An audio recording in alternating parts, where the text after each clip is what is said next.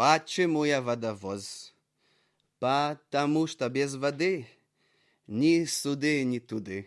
The bliss of the abyss. Once upon a time in a land far away, a poor farmer and his wife lived all alone.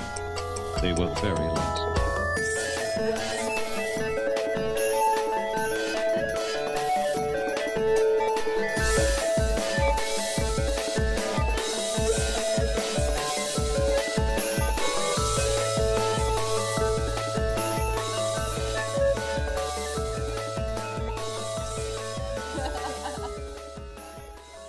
Of the Abyss.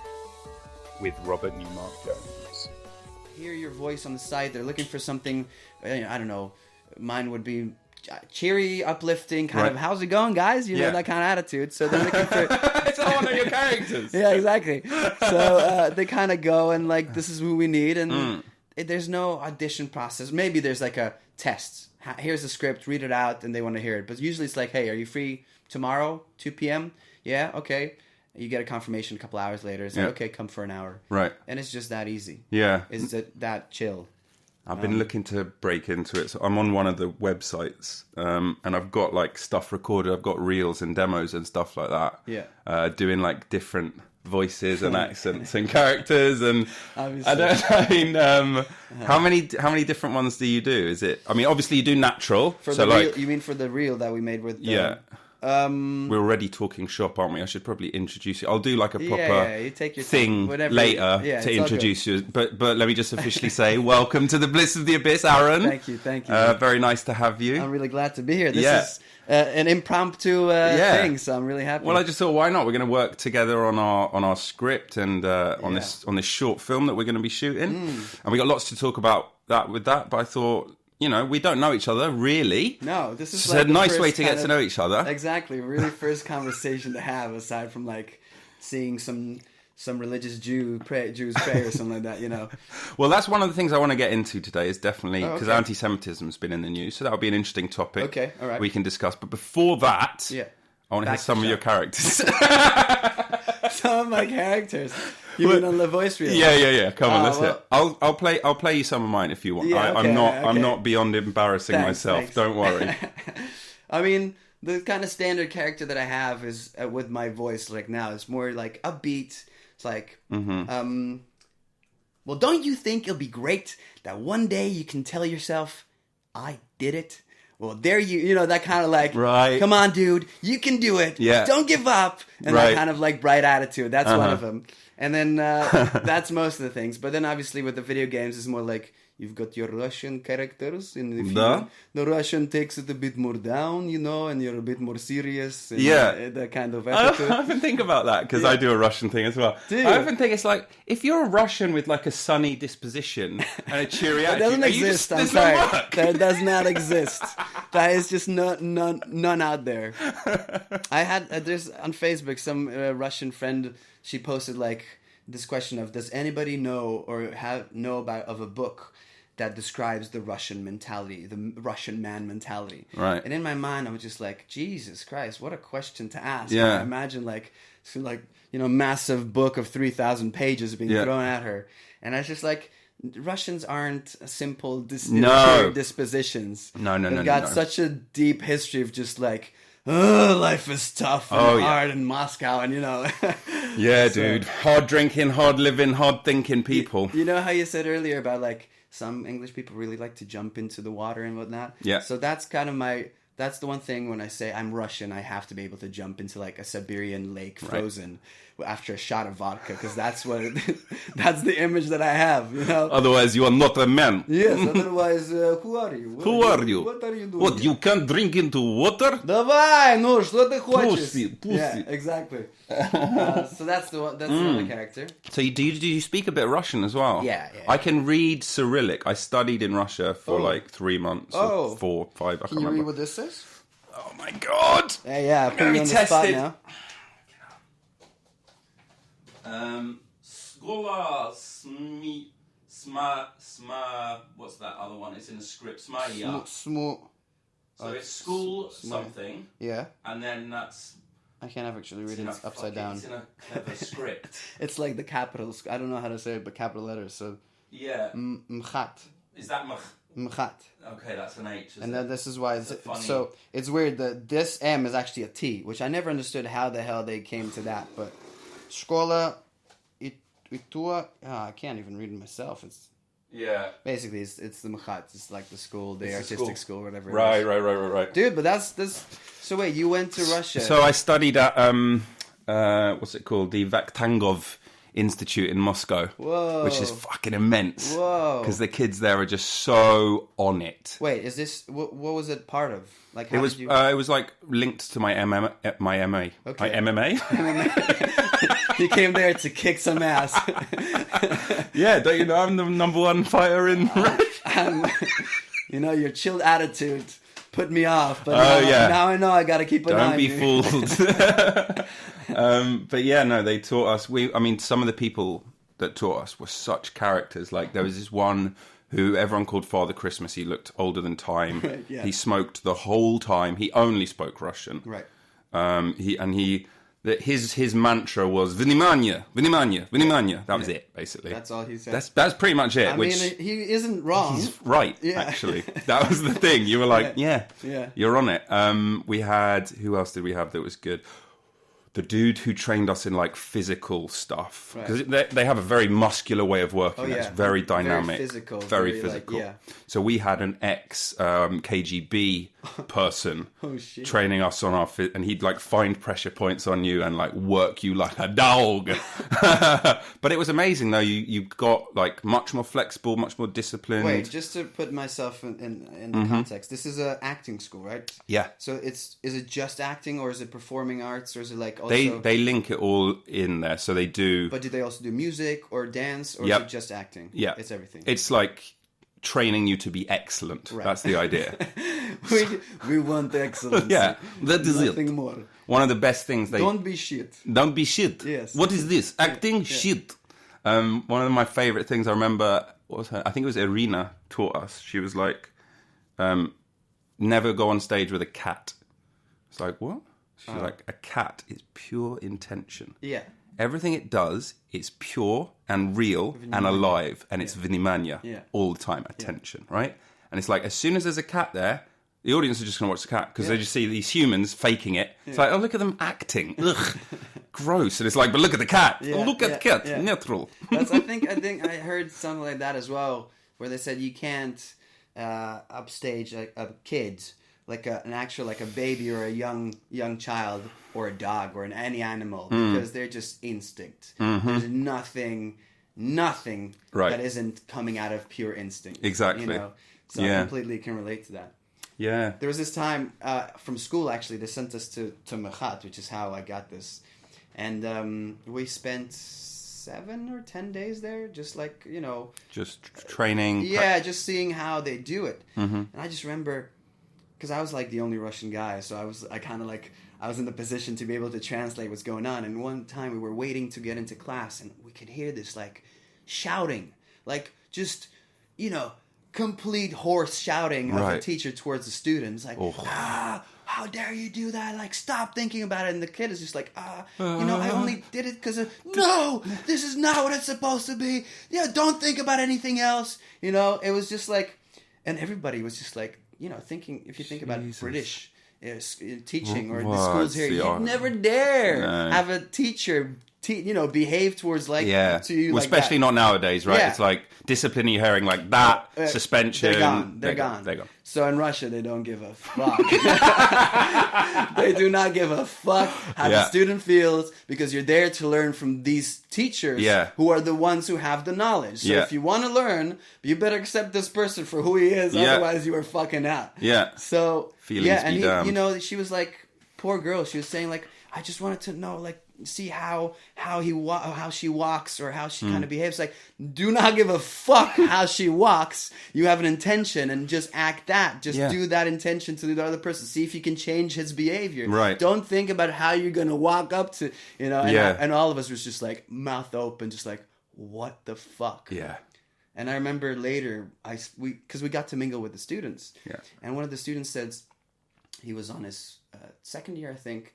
And he was like, I got to talk to him in Russian and all that. And he was just like, yeah, my teacher said that I need to break up with my girlfriend. Whoa. Yeah. It's like, I was like, what do you mean? It's like, yeah, they say it's taking too much of my attention, and they can't allow my attention to be split between my girlfriend and my studies. So they've kind of told me I need to break up with her.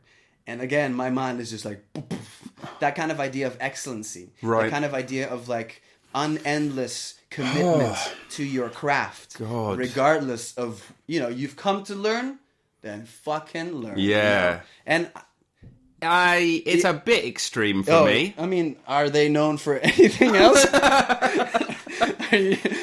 But you can just imagine the situation of like, oh, fuck. I mean, I do love her. I was going to propose. But you know what? You're right. Cindy, it's over, right? And then 2 weeks later, you see the professor with Cindy. What?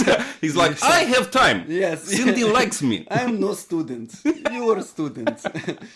This is the next lesson you'll learn. Jealousy. Use these feelings you have. What are you feeling? Use it. This is good. Yeah. What film was that? There was a film with, what was that guy from, shit, I'm horrible with names. Fucking actors. That kind of, Napoleon Dynamite. Oh, yeah. What's the kid's name? The curly hair, you know what I'm talking about. Yeah, is it John something? I want to say it's John something. John Heder? John Frisky, I mean, for all I know, it can be, Let's have a look. Napoleon Dynamite cast. It's John Heder. Nailed it. Well done. Cool. I just remember, like, this is when I was a teacher. I remember watching the first film he did after Napoleon Dynamite. It was him and another older actor. And it was that situation, basically. He came, it was like one of those, like, how to pick up a girl. And there's the main guy who's, like, teaches them how to pick up a girl. Like, looking back, it's a horrible film. But yeah. It was the same situation where he's, like, he asks for his advice to how to pick up this girl that he really loves and ends up, like, completely tripping him up while the teacher now is trying to catch this girl that he was dating or trying to date. Anyways, you just brought me to that. Right. Exactly. I hope he's doing all right. Oh, yeah. So if ever there was someone who was pretty typecast, I one huge role, an amazing job. Yeah. And then I guess you never hear of him. It's only got 6.9 out of 10 on IMDb as well. I love Napoleon Dynamite. I loved it. It was hilarious. The only thing I do remember is the dance, obviously. Of course. But, yeah, it was great. It was such an awkward film. I know. It captures it. Eat the ham, Tina. God. Yeah, I don't really actually... Those two Tina was the llama. Was that? Tina was the llama. Don't you remember? They had a llama. And he would go and feed it ham, which I don't think they eat. I used to have a faint memory. I don't know. I must have... Yeah, I don't remember it that well, I guess. Yeah. I don't know. He has disappeared. But, yeah, anyways, the Russian... Yeah, so you can actually...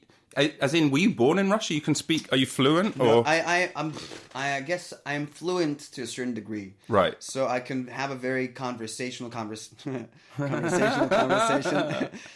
can talk well. Yes, exactly. As you can see in English, I'm just as much into it. But yeah, I can have a good conversation with anyone in Russian. Yeah. But when it comes to really being able to express a more complex emotional degree or a political, anything that has more depth and substance, like you're not sitting down and reading a philosophy book in Russian and being able to express that in a very clear way. But yes, aside from that, I can communicate with anyone really freely. And it's Vodovoz, right? Is your the actual right way of saying is Vodovoz. Vodovoz. Yeah, but I mean, I let people say what does it mean? It means water bender. Well, because water bender. No, I wish. I was like, are you the last water bender? I am. Thank you. Now everybody knows, Okay. We'll cut it out. Don't worry. You gotta retain your secret identity. Exactly. I can't have people knowing this. Yeah, because I knew it might be water because I know vodka and water have the same root. Exactly.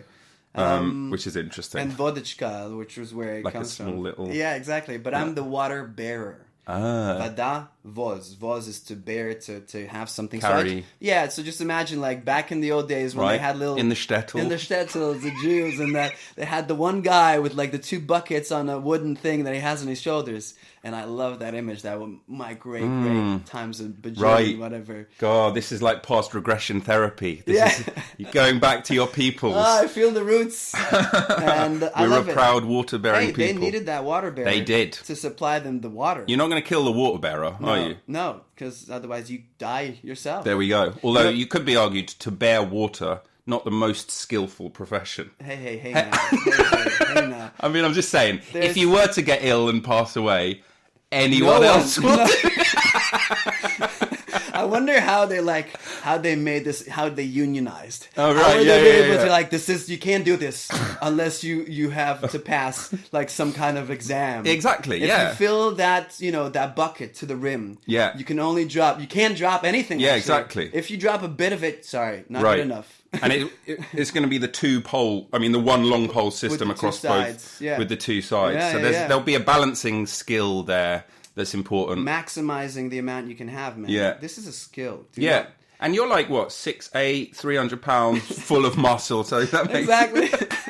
I was well groomed and well built for this career. Cool. Can you say something for me in Russian, then? Yeah.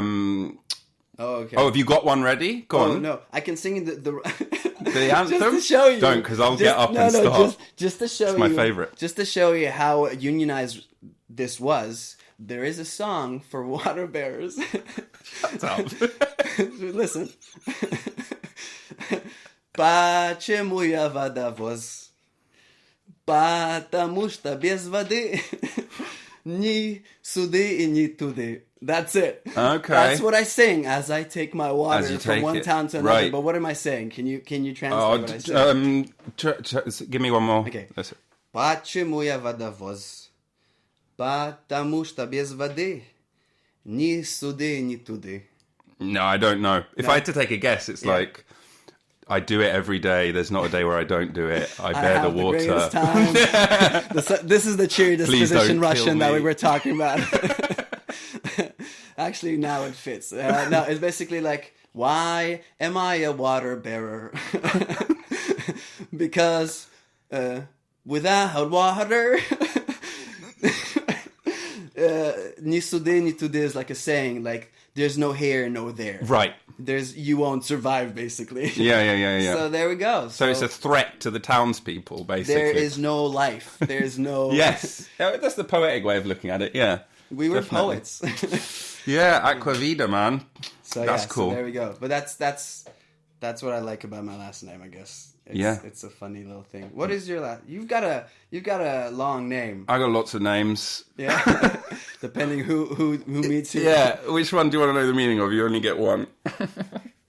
I have 4 real names. Wait, first names or last names? Like one of that's a first name, one of that's a middle name, and then 2 surnames. Right. Then I also have a Hebrew name, and I also have my comedy name. So I guess that gives you 7 to choose from. Which one would you like to know about? Comedy. I want another comedy name. Okay. Ruskin Denmark. Ruskin Denmark. Yeah. What? Really? Why? Yeah. How did you get to that? It's a long, complicated story. Okay. But basically...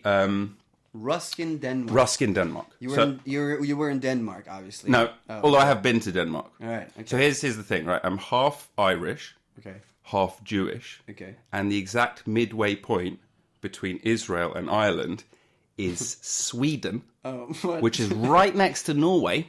That used to be a part of Finland, which was once owned by Denmark. So that explains that perfectly. Is this part of your routine? What gave it away? The fact that it wasn't funny. No, it's the... No, I once got a bit of mail addressed to myself Ruskin Denmark. as Ruskin Denmark. I don't know how they got my name so wrong, Right. because it's Robert Newmark Jones. Right, yeah. But somehow they'd conflated it. I used to live by Ruskin Park. Okay. I actually, weirdly enough, had this name before I moved to Brixton. Right. And in Brixton, there's a fucking hill called Denmark Hill and a park on it. Called Ruskin Park? Yes. What? So what the fuck? What? Dude, nominative determinism, isn't it? That is some kind of... The world, the ages are telling you you should have lived here. Should have been your space, man. And in a way, I always have lived here. Wait. But you have to set this straight for me. Which one is it? Is it the mail that you got? Or is it you just made up from Denmark to this to that? Or is it the first thing I told you? We'll never know, I guess. Oh, man, you don't understand. I need to know this. This is not like... So Ruskin. Yeah, what does that mean? That's Denmark. So that's I'll go with the first one. I'm going with what you said. So Denmark, that's because of the whole connection. What's Ruskin then? Ruskin, meaning Russian. probably from a pet form of the medieval personal name Rose. Whoa. Or Gaelic Rusk. A reduced plural of peeler of bark. An occupational name borne by a family of tanners. Whoa. So you'd be the water carrier, and I'd be the tanner. The tanner, best friends. And I believe for tanning, you need water, don't you? I was going to say, man. Buddy. Let's hook up. All these years? Come on, here we go. Get the business going. All right, okay, man. I'm going to start bringing some water. You get it going. You get that leather ready. What? No, not leather. Bark. Peeler of bark. Man, it's funny. Well, so if I look you up, will I find you in Ruskin, Denmark then? You might. Depends. I'm trying to get a blackout on the internet on that. Do you know what I mean? There's some... Good luck, man. There's kompromat out there. Luck. That's never going to happen, man. You know, getting things removed from the internet. That's not what people do anymore, though. Do you know what they do now? What? There's whole companies that exist to bury unfavourable content. Really? So if you get like mired in a scandal, you have to wait a bit of time, and then you employ people, and what they do is they flood the internet with like hits for you. I've heard about which this. are different things. Didn't they do this for Boris Johnson about the whole? I heard that about his bus. So how he had said about the bus and everything and 350 mil. 350 mil. Then they got this company to hit him with so many other things that if you'd write down those certain words, that he had a birthday on a bus or something, gave birth on a bus, obviously not him, right. Something like that if you'd write those specific words, the first thing that pops up wouldn't be the fact that he lied to the nation about, all that. Yep. So I've heard it's SEO, isn't it? That's what they call it in business. Search engine optimization. Crazy. That's the shit. Yeah. I need that shit. Yeah, that's the thing, apparently. I need that, really. I have no idea how it works, so don't ask me. I've tried Googling obviously my name a couple of times, and I see pictures of me when you started off or whatever as a kid. Yeah. And you just see these horrible headshots or horrible pictures. God. It's like, why is this the first thing that comes up? Why is this the last thing I've done in my whole life? The first thing that I show up. I know. My first headshots on the internet as well, and it's like, that didn't get me any work. All right? My recent ones have. Why are they not coming up? Why is this terrible artifact? It doesn't make any sense. No. Maybe that's just the Google kind of... algorithm. Their own personal joy. Let's fuck with some people. Wait, so about your voiceover, which is how we got to the conversation. Okay, yeah. You should definitely give that a shot. I've got, like I said, I've got some demos and stuff, and I'm on this website, and I've submitted some stuff. I did this webinar with this. Shout out to Mary Jane Wells. Mary Jane Wells. Fucking yeah. So she's part of this Facebook page, and she was giving away like free, basically, webinars. I guess is a way of calling them. I don't know. Like, you'd sort of she's a very successful voiceover artist. So I learned. She basically told me about the business, how to get started, places to do things, and just keep plugging away. Basically, there's a lot of people out there. Yeah. But eventually you'll start to book, and then it will start to you make contacts. Blah blah blah blah blah. So I've been getting it going. So what characters do you have then? What shall I play you? Sir Ruskin. Probably my favorite one. Oh God! Ruskin Denmark. I'm gonna just start calling you like that. Is me trying to do a Northern Irish accent, so this is probably really embarrassing. So apologies to everyone else. A fly and a flea flew into a flue. Said the fly to the flea, "What on earth should we do? Let us fly," said the flea. Said the fly, "Shall we flee?" So they flew through the door and the flew. That's a great one. I love it. The problem is I'm too much of an idiot to realise that I shouldn't have that on the internet. But it brings me joy, so there it is. Yeah, that's what I was going to say. I think you really love it. I think this just gives you that tickles you at the right spot, and you don't care. I love it, man. It's great. Thanks, dude. I don't know how much work it's going to get me. I can't say I understood it. Like, no offense. But... A fly and a flea. Flew into a flue. Said the fly and a flea. No, but I'm already so bad with understanding accents, so it doesn't even matter. It's just when I first came to the country, oh my God, like, in Israel, there is no accent. I mean, there is an accent of Israelis, speaking English. Yeah. But there's no It's not like regional dialects of Israelis. No, what? Israel's 60 years old, 70 years old? Yeah. Whoa, no. But you've got, Sephardi, Mizrahi, Ethiopian, Ashkenazi. That's more to do, like, your own kind of... That's the same as Irish accent and Scottish accent, and, like, that's your background. Yeah. But having a native English accent that is so different per... London, South London, East London, North London, the differences, the immigration of the Jews to, East London and that affecting the Cockney accent and all that does not exist as much in Israel. And that blew my mind. That blew my mind. Liverpool, Birmingham, all those strong differences. And I just had to like smile and nod because I did not want to. I did not want to offend anyone. Yeah. But also, you just look like a dumbass smiling and nodding. Well, especially if they've stopped talking and you're like, "Oh yeah, fuck, it's my turn." Yeah. How do I respond?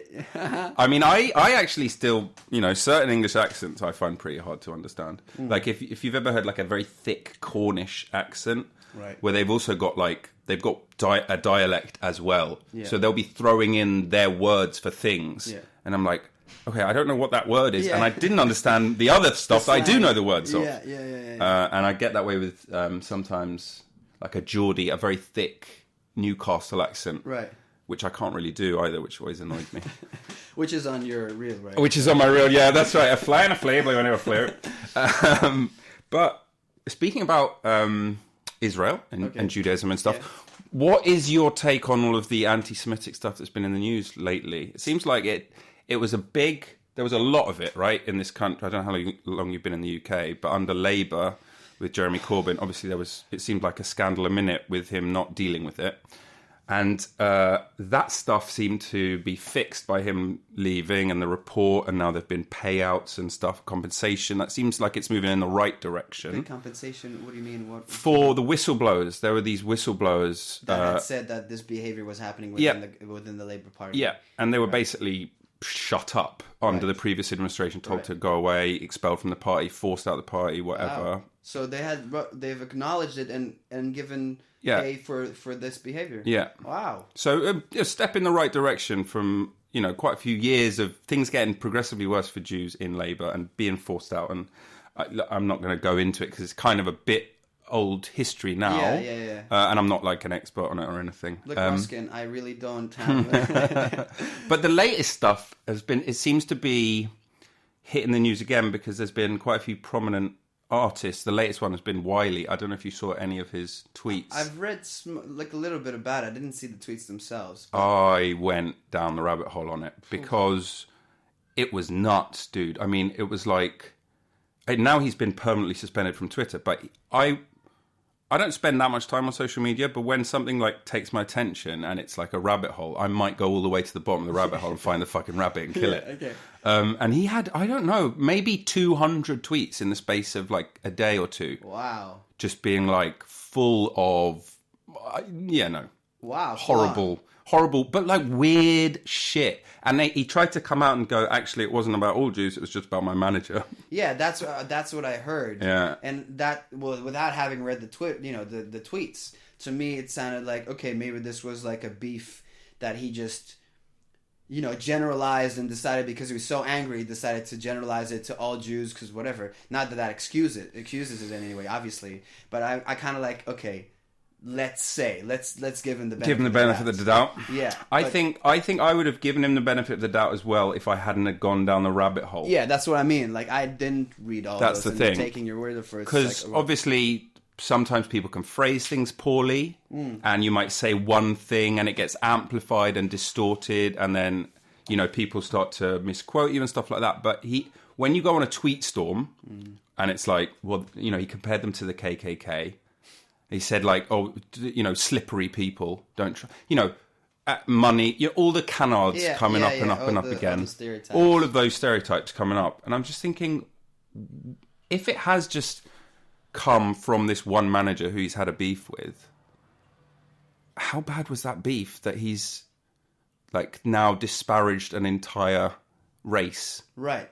No, I was thinking that as well. I was like, well, surely then the fact that you are getting pissed off and pointing out the things that you think are motivating your manager to treat you this way as the reason for it, in itself already says a lot about how you view Jews. Exactly. Do you know what I mean? Yes, exactly. So in that respect, then that it already shows that, I was just thinking, when people are angry and they allow themselves to like just let loose and let their thoughts just go, then it might come out as like, okay, this is how you actually feel underneath all the decorum and underneath all the kind of like, politeness and correctness. You do maybe think that. Yeah. It's true. Right. And I agree. Yeah, because I guess that's what people have just now seen, I guess. I mean, where else does it come from? It's like when you say, like, when people are drunk and they have an argument and stuff, and it's like, yeah, that wasn't me, when I called you those names, and it's like, who was it then, though, dude? Like, yeah.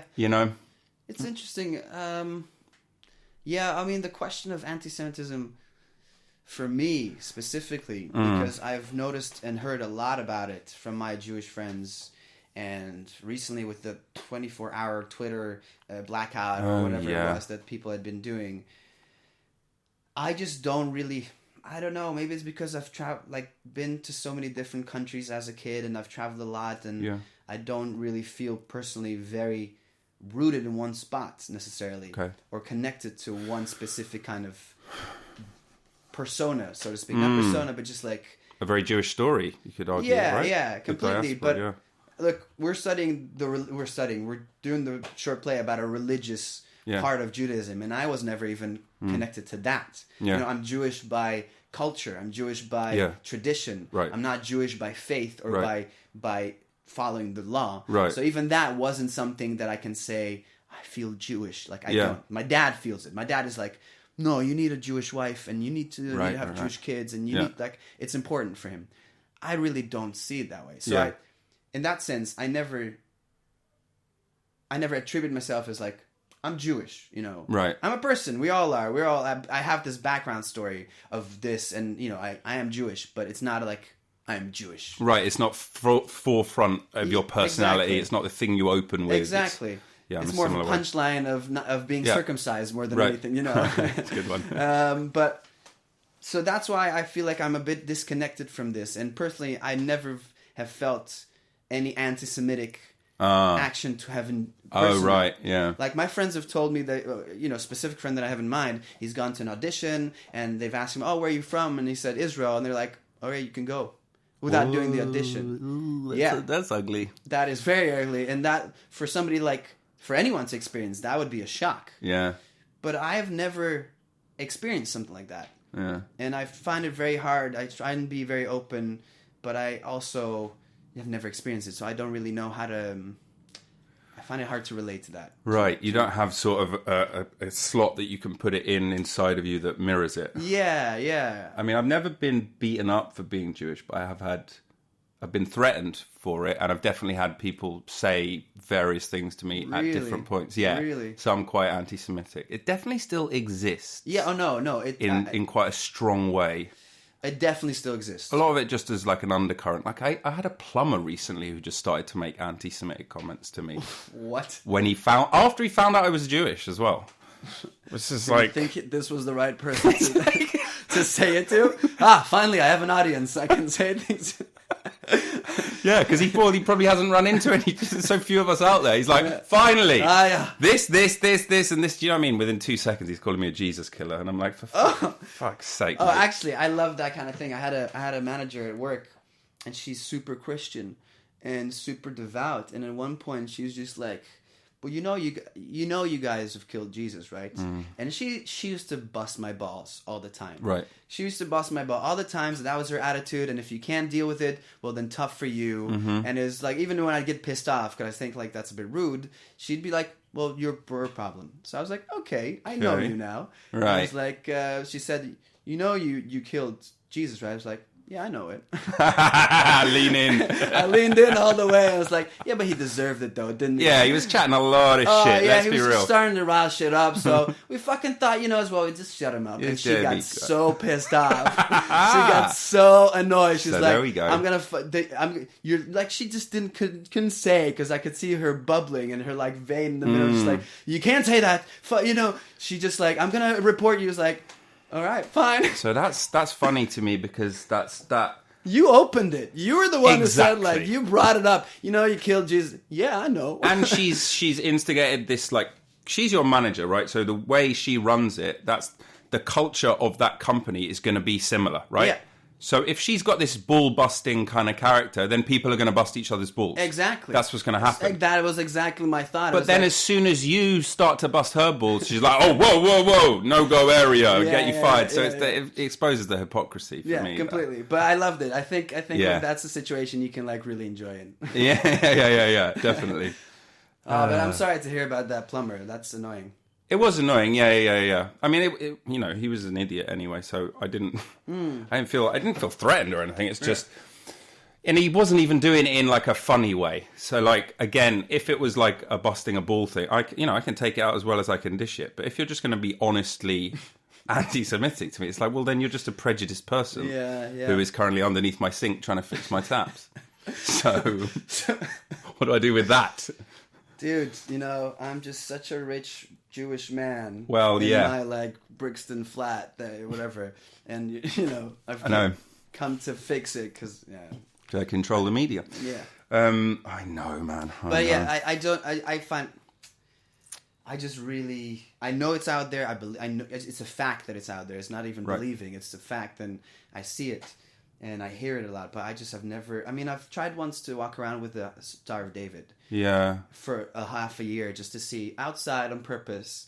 I mean, I didn't go to any, like, dangerous areas, so to speak, quote unquote, if there are any of those. But I've never gotten a single look or I've had one person at Itsu just point at it once to give me a wink and be like, hey, that's cool, Okay. That was the most, like... That's the closest you came. Yeah, You tried for a whole half a year to get some interest. Yeah. Nothing, man. And then the day you take it off... I should have taken the wink with me, man. I should have been like, oh, hey, man, what's going on? Yeah. Nothing. And I haven't had that much. But again, I don't present myself as like I wouldn't feel that comfortable walking around certain parts of anywhere wearing like any kind of religious identification like that. No, my mom would be super afraid, my dad as well. Like, yeah, they wouldn't. Well, you just can't know how people are going to react, and like a lot of the stuff, like we were talking about earlier, a lot of that stuff might be quite buried quite deep in their subconscious, and if they're having a shit day and they're an out of control person, and so, a Jew killed Jesus, let's say, it might spark them off. I don't know. Yeah, it's really tough. I was just thinking about, like, I'm reading this book now. I can't remember what it's called. A Humankind. So it's human and kind, as in being, kind to people.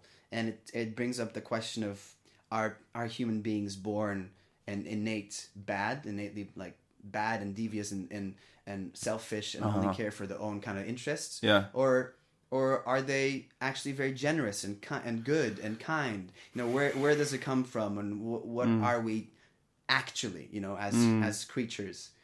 And it just talks about that kind of like how cynical our view of each other nowadays is. Yeah. Or our views are. Yeah. And he's trying to like give you a different perspective to try and open your mind to maybe see that people are better. The motivations behind their actions, not to excuse their actions, but are intrinsically good and noble. So the question of can people do bad stuff? Yes, of course. Mm-hmm. How they get manipulated to do that is very interesting. But are we intrinsically? Have we always been just about fighting and war and self-interest, or not?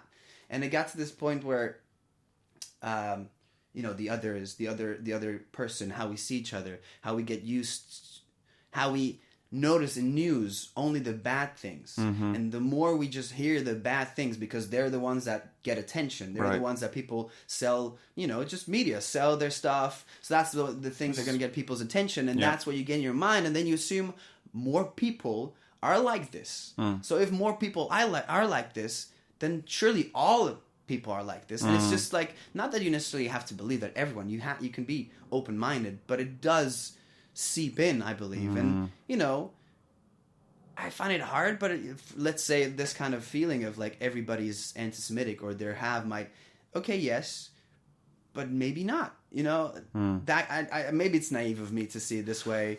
I don't know. I don't think it's naive. I think that book is sort of that's kind of like one of the oldest philosophical questions, isn't it? It's like, are you a blank slate? You know, there's nature and nurture, and there's how easily are people influenced? Yeah. Like, why? I mean, Wiley's one example. Nick Cannon was the other example, who's a big American celebrity who was basically saying that the black people are the original Israelites, right? And that the Jews aren't. And you know what it turns out is like someone who heard all that he was saying was like, oh, I know what he's done. He's read this book because I know about this book because it got this amount of publicity, and it's just false history, right? It's just someone's bullshit theory. But he's just read it uncritically and has digested it and then spewed it out. And he happens to be famous, so it makes a big reverberation. Right. And like you say, we are sort of drawn towards, you know, there's a logical reason why we might be. Yeah. It's like until 150 years ago, you need to know if there's danger around you, right? But now we know if there's danger anywhere in the world.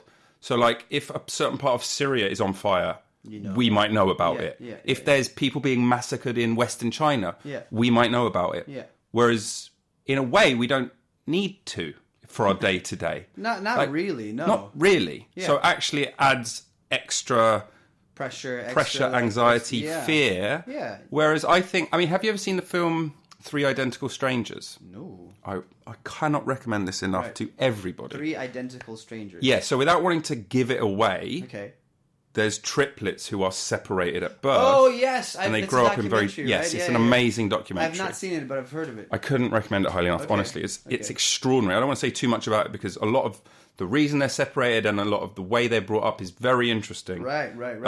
And they're radically different circumstances they're brought up in, and they have such interesting similarities and obviously some differences. And it's like, clearly we're not born a blank slate.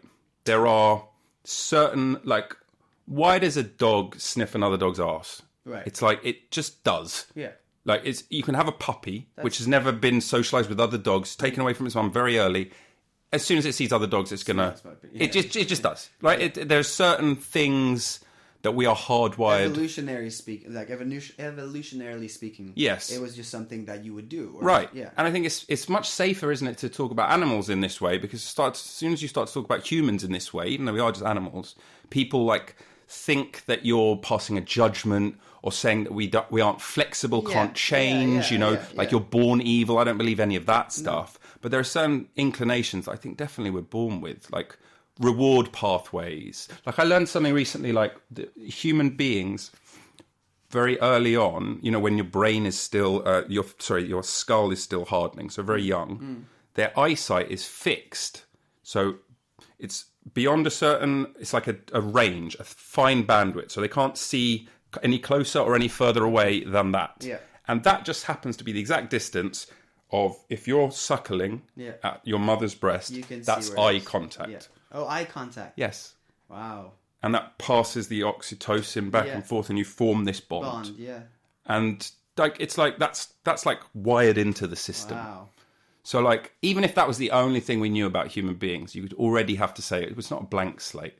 There's already some pathways. Oh, 100%.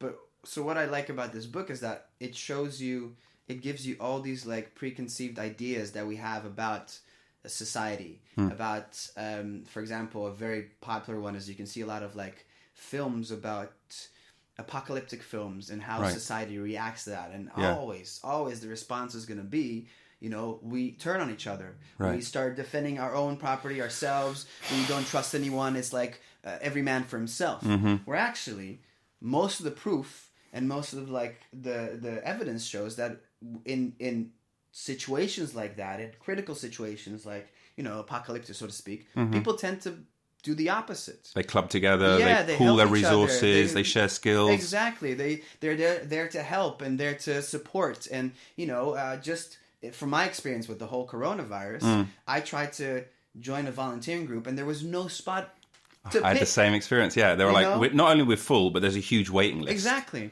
And that just shows you how much people in times of need are willing and contributing and opening up themselves to support other people. And that was like one of the points that, they were saying in this book. What was it? Another one. There was like that's very interesting. What was it? It was about what was that play called? When a band of kids are on an island and The Lord of the Flies. Yes. Yeah. So I haven't read it, but from the book I understand that no spoilers. Sorry guys, all the spoilers. But sorry. Might have been written in like the early 20th, 19th. I don't know. Yeah, a long time ago. Long so time ago, it's yeah. not.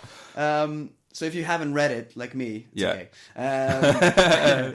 So spoiler in 3, 2, 1. Yeah, exactly. So Piggy dies or whatnot, Yeah. and the kids turn on each other, Yeah. and it's like They become quote unquote savages. right, exactly. And that was used at the time as an amazing play to show the deconstruction of even kids. How even kids can become savages Right. and self-defensive, and it's innate in us. You know?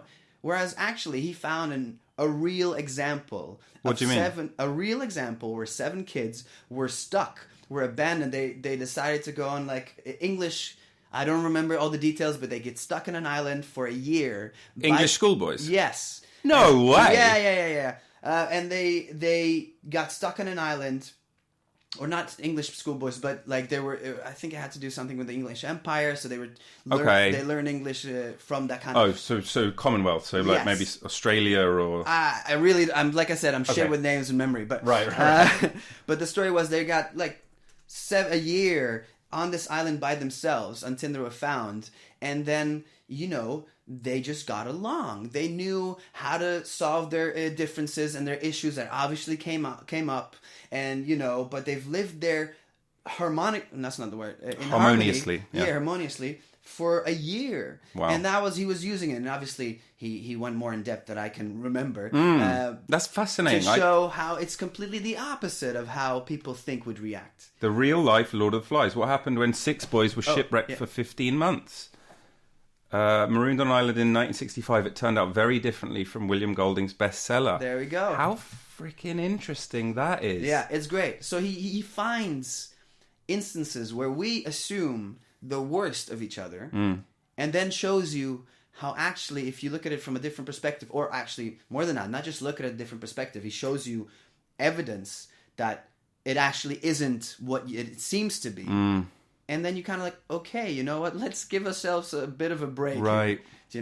Yeah. And I really like it just because it fits my point. Right. Slots right into the echo chamber. Yeah, Aha! Confirmation bias. Lovely. No, but it's nice. It's yeah. nice to see something different than what you used to see or read or hear.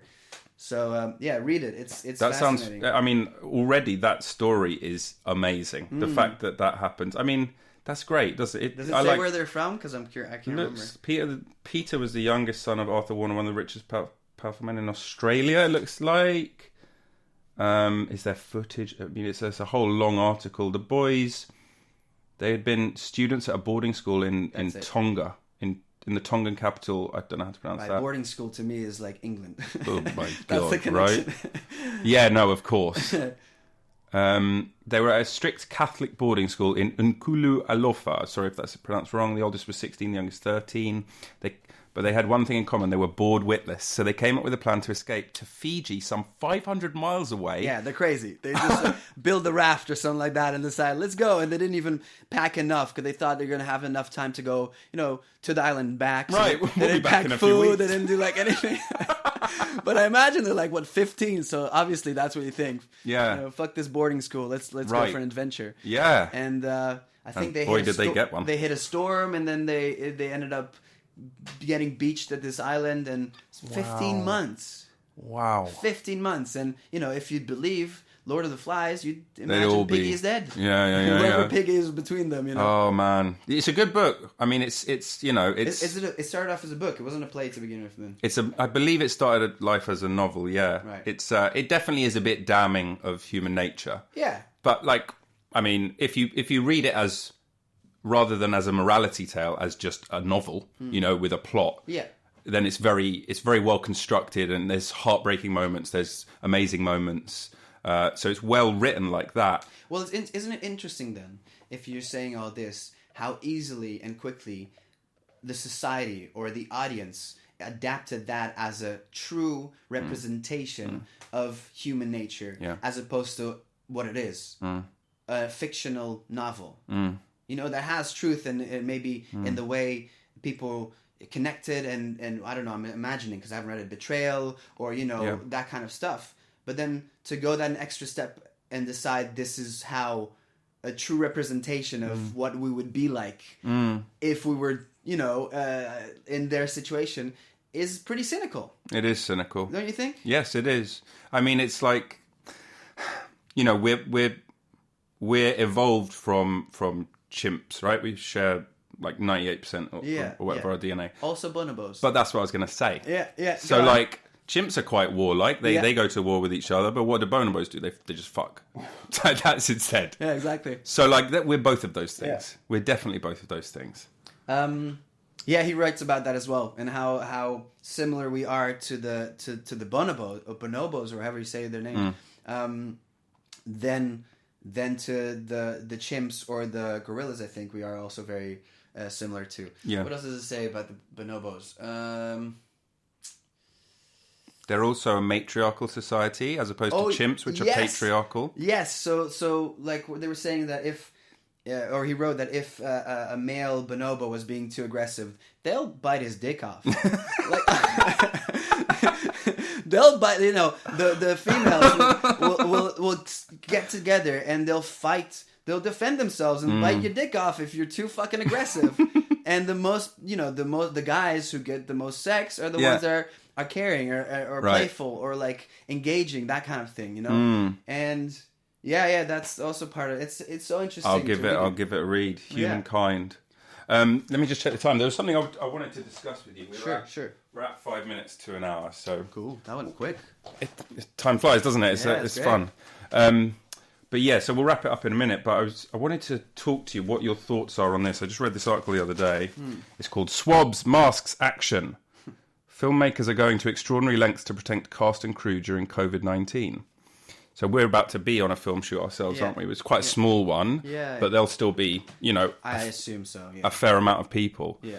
So it's pretty fascinating what these bigger productions are having to do. Well, the thing is, I spoke to Jason, who's the writer. Yeah. Jason. And he said that, you know, they've really had to reallocate a pretty big chunk, considering how much they have of their budget. Right. But even for such a small scale production, a pretty big chunk towards having, you know, what are they called? Gel to, you know, wash your hands, or considering all the measures you need to consider when filming.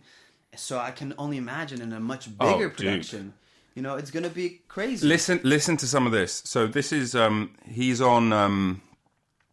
shooting Series 2 of War of the Worlds in South Wales. I mean, Series 2? Wow. That shows how out I didn't know there was even a... But they've got a dedicated COVID-19 specialist on payroll at all times, right? There's no more catering, right? Obviously, you get pre-packaged meal, and there's 2 people to a table. You have to be 2 meters apart at all times. But get this, you have to be tested every morning. There are different circles of like people who are allowed, of bubbles. Yeah. Because obviously the director and the DOP and stuff like that, they have to be able to talk to the actors and be close.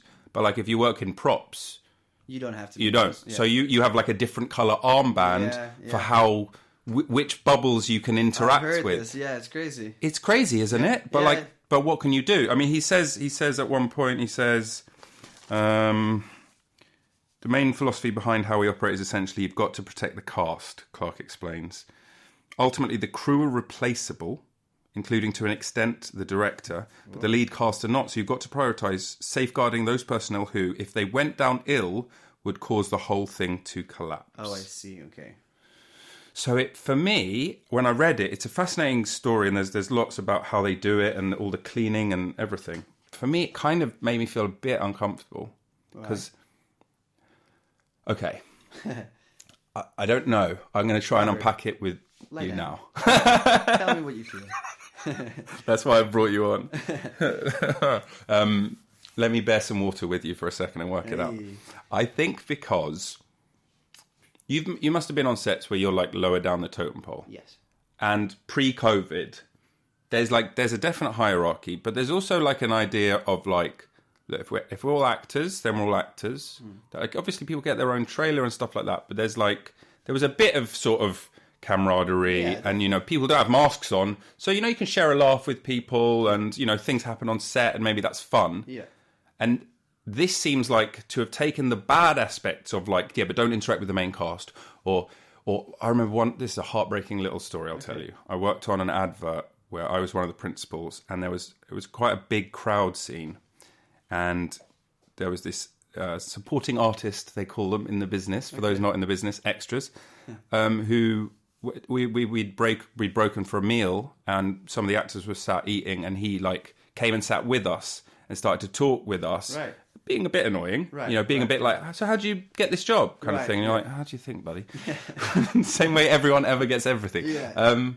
But like, you know, then this person with a clipboard comes over and is like, you're not allowed to eat with the actors, you know, and just humiliates him in front of... Yeah, I don't like that. It made me feel like sick to my stomach. I bet. And then this feels just like taking those bad elements and it's been exacerbated even further through no fault of anyone's. Yeah. I mean, I can see what you mean with it. It's definitely going to be a lot more strict in the way we interact with each other on set. And yeah, I don't think... I'm personally a very chatty person, so I'd love to like... go and talk to these people, or go and talk over there, or, you know, if I'm not doing a thing, I'm just going to, you know, fly around or whatever. Yeah. But now I'm sure it's going to be very, you know, you can't leave this area. This is the actors area. Please stay here. You know, you're going to have your makeup artist or whatever, wardrobe that are going to be around at the same time, but you can't go anywhere else. And I'm going to be bummed out because I just notice, okay, well, that just limits the connections we make, or like you said, the camaraderie, or like just, the fun thing of it is to do it together, to create something together, obviously, and to have a good time. Unless if you don't have a good time, then what are you doing it for? Yeah. What are you doing it for? Obviously, the audiences want to see a film. Yeah. But what is keeping you engaged and enjoying your job, aside from the acting, is to have fun people around, nice people, to talk, to share, whatever. I guess that's, maybe I'm just being a bit overly anxious about, like, I think people are creatures of habit. And we've been in lockdown-ish, but we've been dealing with the pandemic since, March in this country? Yeah. And it's like, if we don't get a virus within X amount of time, this new normal might start being passed down through generations, and we'll lose previous ways of working. Yeah. And we will just now be forced to operate in this much less free and creative and inspiring environment. That would suck. That would suck. That would really, really suck. No, you're 100% right, man. If that... Because I can see that happening as well. Considering what we've been hearing now with just the COVID and vaccines and all that, and how long things will take to get back to normal, hopefully, please, let it not be too long. But if it does, there will be a new norm. And that will suck. It'll fucking suck. I hope not. I mean, we all need to get back to work in some ways. Yes. And I understand the kind of... I'm completely against what you've just told, the story of just somebody comes up, you can't be here. It's like, just give me a break. Yeah. But yeah, it would definitely suck if that was how productions were to go. And it seems like it will be how productions will be going for a while, at least. Because what can they do? I mean, you know... They need to make money. The other people need to work. Production, or what's it called? Production companies need to get films out. It's like it's just a cycle, isn't it? I think there's a potential for good things to come from it. Like, one of the interesting things in this article is it said there's far less, because they're not allowed to, of people just dropping by. What do you mean? Like, you know, execs, that kind of thing. Okay, and then they end up, there's like quite a lot of them on set, and you're like, who are all these people? And it's like, actually, they don't actually need to be there. Yeah. Let's be real. Like, so there's like a lot less of that, and like there's people who are able to work remotely. Yeah. Because it's fine to do it, like for whatever their job is. Obviously, you're the director; you can't work remotely. It's so funny. I filmed a small part for Kingsman. And, the movie. Yeah, it's fun. I can't wait for it to come out. But dude. I remember just sitting down to have lunch at one point, and a Russian guy sits down next to me. I don't think there's a problem saying this, but and he ends up being the CEO of Bumble. Woo. Yeah. Wow. And I was just like, to me, I don't give a fuck. I'm sorry. Like,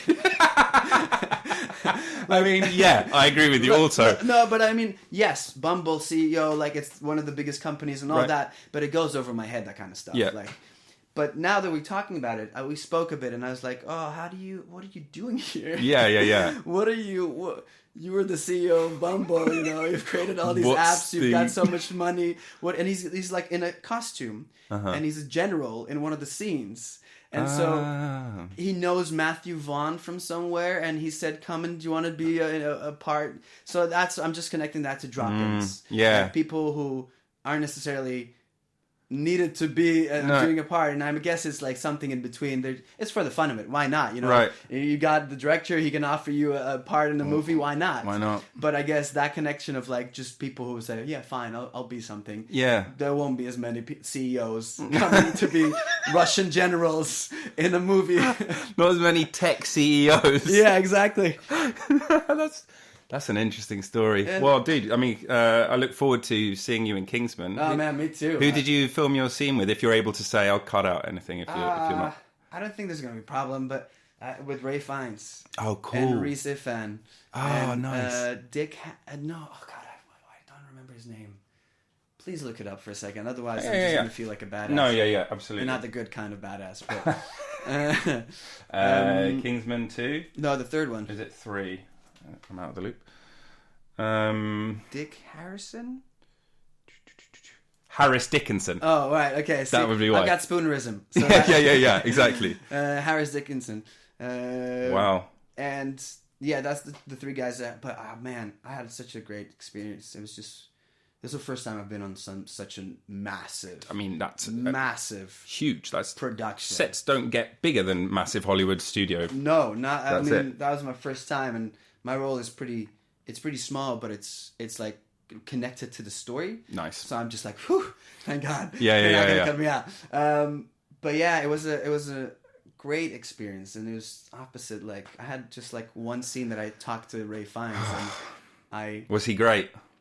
Yeah, he was really nice. He was interesting. I mean, you know what my characters are like. They're like not necessarily day roles, but I come in and do a week's worth of work. Right. He knows the rest of the people, so there was limited interaction with him specifically. But yeah, they were all really nice, really easygoing, and fun to just see them do their thing. Like when Ray Fiennes had a like standoff with Reese Ifan. I mean, I'm in character, but also I'm just like, wow, holy fuck! Look at these guys go. Yeah, I'm just two like, giants. Yeah, and I'm looking at them and trying to figure out, and they're just like bouncing off each other, which I'm missing so much, you know. And then afterwards, you see Ray Fiennes go to the Reese Ifan, and just like, dude, that was like fantastic, that was amazing. And he says the same to him. He's like, I know, guys. I was there. It was fantastic. Well done. Right. It was and then so they're like, fun. okay, and we'll go again. And you're like, oh, boy. Shit. Yeah, I know. Well, hopefully they find some kind of vaccine soon, and how do you get to Kingsman 4. Sorry, just to go off. Go for it. How do you? Have you ever found yourself in the same situation where you kind of like opposite an actor you really respect? Mm-hmm. What was your How did you react to that, or how did you deal with that?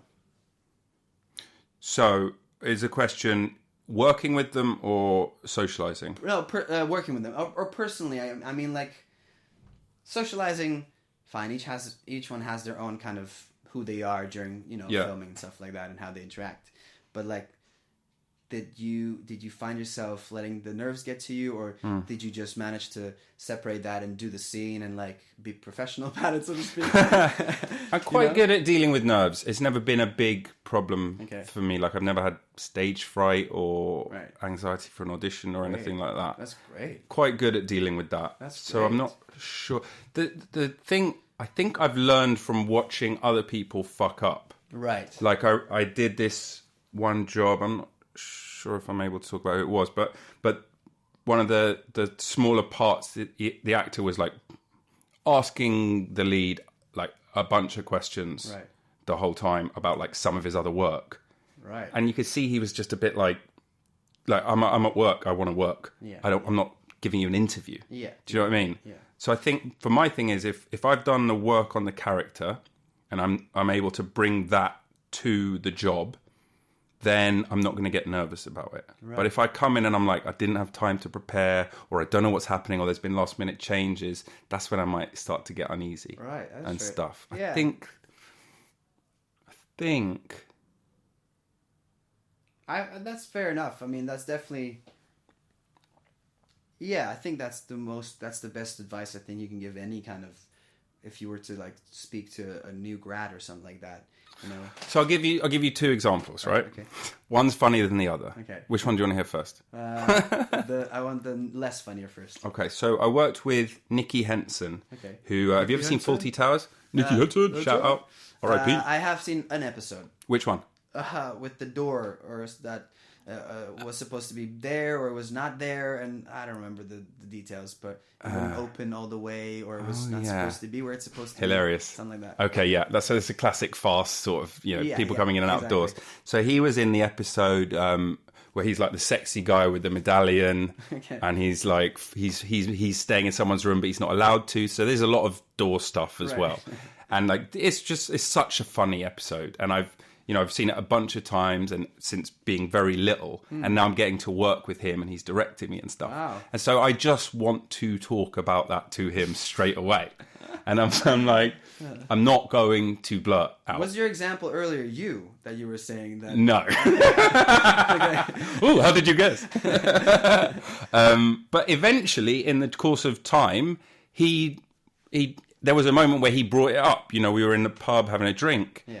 And then it's like, well, now we can just talk. Here we go. Yeah. And like he'll be, because it's something he's obviously been asked about countless times. Yeah. And I think that's just true for any walk of life. If it's something that's gained you notoriety, it's like, I don't want to necessarily talk about it again because I have told 20,000 people this story. Yeah, so if you want to know the story, it's out there. Yeah. Do you know what I mean? Yeah. So, and that's almost like caveats some people have before. I've heard like interviewers being like, when they agree to do an interview, they're what like, things you're going to talk about. And one thing it's like, I don't want to discuss that bloody thing. That makes sense, though. That makes sense, especially if somebody like you said who's gotten fame from it, or it was a very popular episode, and everyone wants to hear their take on it. There's a certain amount of times a joke or a story can be interesting to yourself, I imagine, until you're like, you know what, fuck this shit. Fuck off, Right, when you're even getting bored telling like one of your favorite stories. Yeah, exactly. If you're getting bored of it, let's not. Can we just? Can you imagine? Yeah. No, I know. If they brought it up, and that's a pretty exactly. good way of going into and then it. they were, telling all the stories about working with John Cleese and where they filmed, and just like some what do they call it, inside baseball, behind the scenes stuff, which was really. It's the stuff I wanted to know about. Yeah. But you were just eager all this time. You're just like biting your teeth, just waiting for that one moment that it comes up. Oh, you're in Fawlty Towers? I didn't know. Yeah. Playing hard to get. Tell me everything. Yeah. And then the other one, I don't think it's the same story, but it's quite a funny one, so we can discuss it. Is this, I was at an audition, I think it was for a commercial. And there was this kid there. You know how some people in auditions are chat. He was so chatty. All right. Okay, and I'm when I'm at audition, I don't get that chatty. I want to kind of focus on the task. If I've got the job, then I'm like you. I'm gregarious. I'm talking. Yeah. But I want to focus beforehand, because it's like, well, I'm trying to get a job here. It's an interview. I'm not going to sit around being like, so I was filming this thing the other day, or this audition. But this kid was like fresh out of drama school, right? So he was green as a blade of grass, right. And he's talking up a storm, and. He was like, this is only my second audition. I only just graduated a few weeks ago. So is this what they're all like? Kind of thing. And it was like, I felt so bad for him, because it was actually, he was like, it was a commercial audition, and they were like, and you have to, God, this sounds so crazy now in these COVID days. It was a kiss. There was a kiss involved in the audition. Wow. So we're just, fucking hell, we're just passing things around. But the casting assistant, who was like pairing people up and like laughing about it, and that being like, I think I'm going to have you kiss. Oh no. Like you two.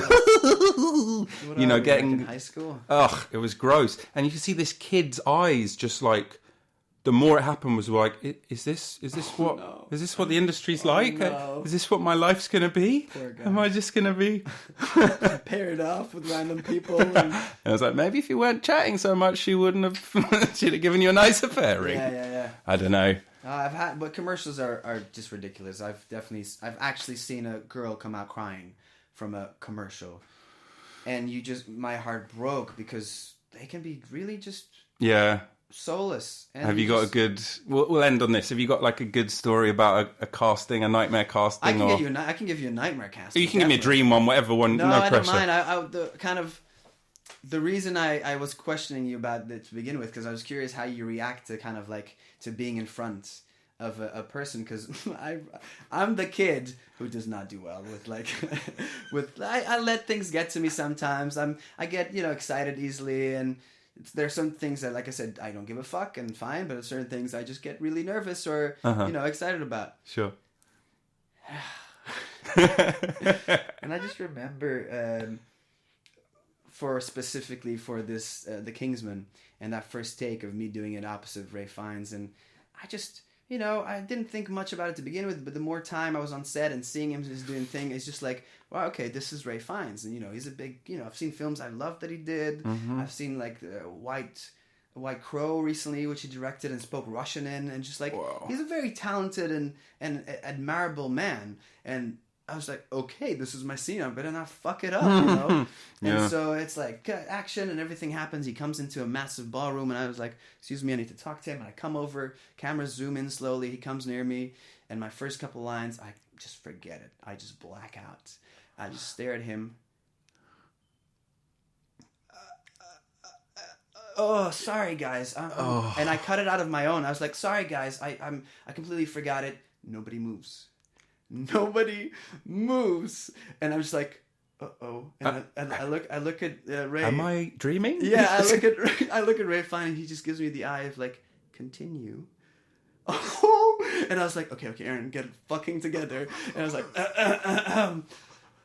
and it wouldn't come. It still wouldn't come. And it was like, cut. Oh, and then that cut is then the angry cut. Yes, because it's like we could have carried on, yes, Aaron. But I'm nervous. And it's him, and it's like the first time I'm in this kind of like production, and there's like all these extras on the sides, like a ballroom. Think how many people are there, and oh my god! And I was like, okay, shake it off. It's okay, it's all right, and we had to do it again.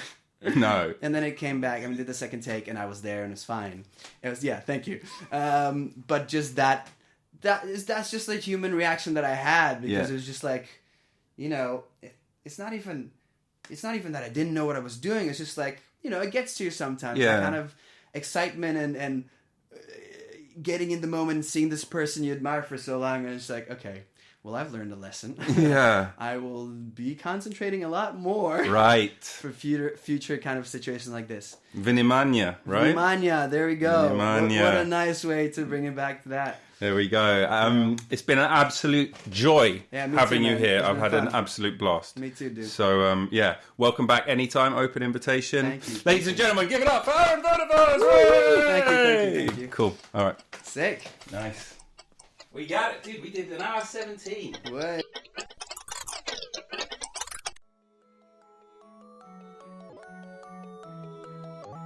Thank you for listening to the show. This has been The Bliss of the Abyss with your host, me, Robin Umar Jones, Ruskin Denmark, whatever you want to call me. If you've enjoyed the show, please consider supporting it by becoming a patron. Go to patreon.com/The Bliss of the Abyss and give whatever you can. It really, really helps support the show and keeps it growing and becoming better and bigger and brighter. Follow us on all the social medias, follow me on all the social medias, and give us 5 stars. It helps grow the show. Keep coming back every week for more Bliss of the Abyss.